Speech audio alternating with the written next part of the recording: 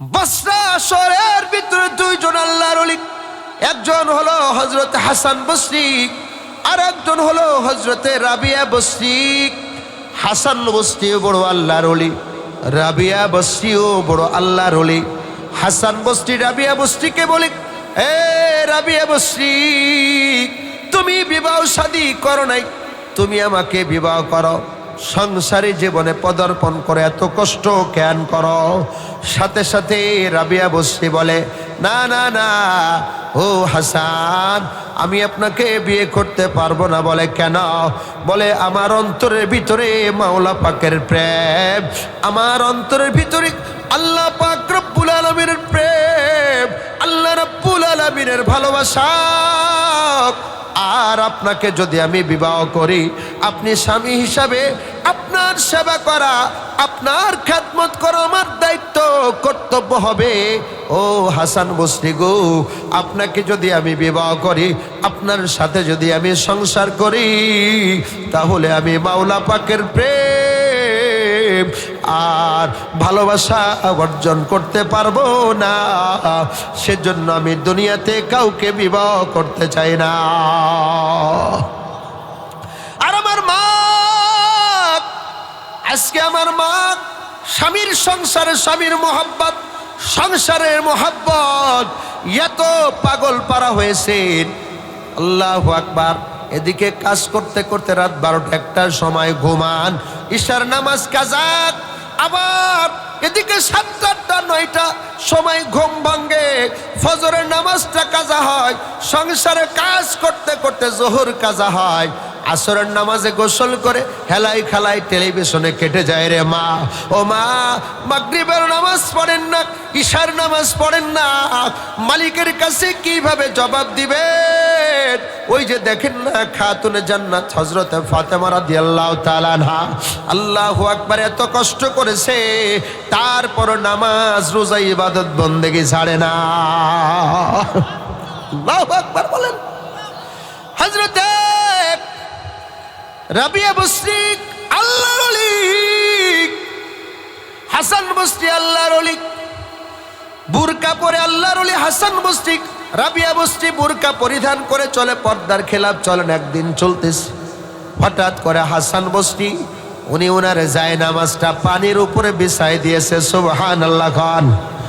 জায়নামাজটা পানির উপরে বিছাইয়া এবার উনি পানির উপরে দাঁড়ায় গেছে নামাজ আদায়ের জন্য।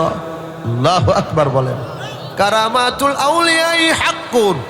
আর রাবিয়া বসরিকে বলে, রাবিয়া আসো, তোমার কাছেও তো জায়নামাজ আছে, এখন তো আমরা জায়নামাজ খুঁজি না। কথা বলেন ঠিক কি ঠিক না? আমি ছোটবেলায় দেখেছি একজন আর একজন আত্মীয়র বাসায় গেলে সাথে সাথে তারা ওযুর পানি আগে দিত। কথা কন ঠিক কি ঠিক না? ওযুর পানি আগে দিত, যেই বলতে ওযুর পানি দেন, ওযু করব, মেহমান বাড়ি বহু দূর থেকে আসছে, ওযুর পানি দেন, যাই নামাজটা দেন, একটু নামাজ আদায় করব। আর এখন মেহমান বাড়ি যাইতে দেরি, কয় মোবাইলের চার্জারটা দাও। কথা কয় না? কথা কয় না? এ মোবাইলের চার্জার দাও। সারা পথে মোবাইল টিপতে টিপতে আসছে, চার্জ শেষ। ভুল বললাম? মোবাইলের চার্জারটা দাও, এর রিমোটটা দাও, একটু টিভি দেখি। আছে কিনা?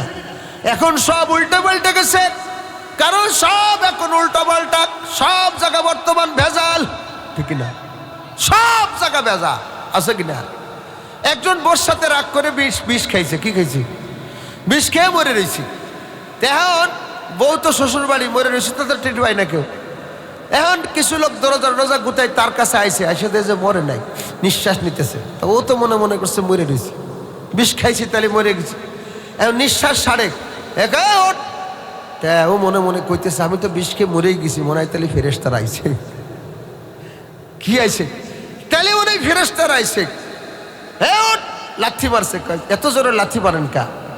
আপনার ফেরেশতারাকে ভালো ভালো কথা কন, আগে জিজ্ঞাসা করেন মার রব্বুকা। মার রব্বুকা না, ওর তুই মরিস নাই। কি আমি মরি নাই? মানে এই দেখ আমরা যে লালটু আর বল্টু হয়েছি, এরকম নাম আছে কি আছে না? জোরে কান। লালটু, বল্টু, মন্টু, জন্টু, আকাশ, বাতাস, আছে কি না? এসব নাম ঠিক না। তখন কইতেছে লাভ দুটো কয় যে আমি মরি নাই, কয় না মরো নাই তো, কয় বিষের ভিতরে ভেজাল। কথা কন ঠিক ঠিক না? এই দেশে সব জায়গা ভেজাল, ঠিক ঠিক না? ভাইয়ের আমার দোস্ত বাবেরা, এই জন্য আসল যেটা চাওয়ার দরকার সেটা চাই না, সে ভেজাল চায়। ভাইয়ের আমার দোস্ত বাবেরা, যেটা বলতেছিলাম, এবার হাসান বসরি যখন বলছে যাই নামাজ বিছাই নামাজ পড়ো, রাবিয়া বসরি সাথে সাথে উনি উনার যাই নামাজটা বাতাসের উপরে বিছাই দিছে। সুবহানাল্লাহ জোরে বলেন। আচ্ছা কোনটা বেশি ভালো? বাতাসের উপর বিছানো কঠিন না? পানির উপরে কিছুটা সহজ না? রাবিয়া বসরি বাতাসের উপর বিছাই উনি যাই নামাজ পড়া শুরু করছে। সুবহানাল্লাহ জোরে কান। হাসান বসরি একটু লজ্জা পেয়ে গেল না? খিরি বাপেরও বাপ আছে দিই, আমার থেকে বেশি বোঝার ক এই বাতাসের উপরে নামাজ পড়ে, আমি তো হিরে গেলাম। কথা কয় না? রাবিয়া বসরি নেমে টেমে কয় শোনো, মনে কষ্ট পাওয়ার কোনো কারণ নাই। ওই পানির উপরে নামাজ পড়া আর বাতাসের উপর নামাজ পড়া এটা বুজুর্গের লক্ষণ না। কয় কেন? কয় পানির উপর তো মাছ ভেসে থাকে আর বাতাসের উপর তো পাখি ভেসে থাকে, তাহলে পাখি আর মাছটা তো আল্লাহর ওলি বলা লাগে। কথা কন সুবহানাল্লাহ বলেন। দেন আল্লাহর ওলিদের কত বুদ্ধি, যাতে লজ্জা না পায়। মারহাবা কান। তাহলে মহিলারা আল্লাহর ওলি হতে পারে কি পারে না? আরো জোরে কান। একটা হলো ইলহাম এলকা, আর একটা হলো কাশফ, আর একটা হলো কি কাশফ। কাশফ লয় কাকে? যে দুনিয়ার ভিতরে বসে পৃথিবীর সব জায়গা দেখতে পারে, তারে কি কয়? কাশফ বলে।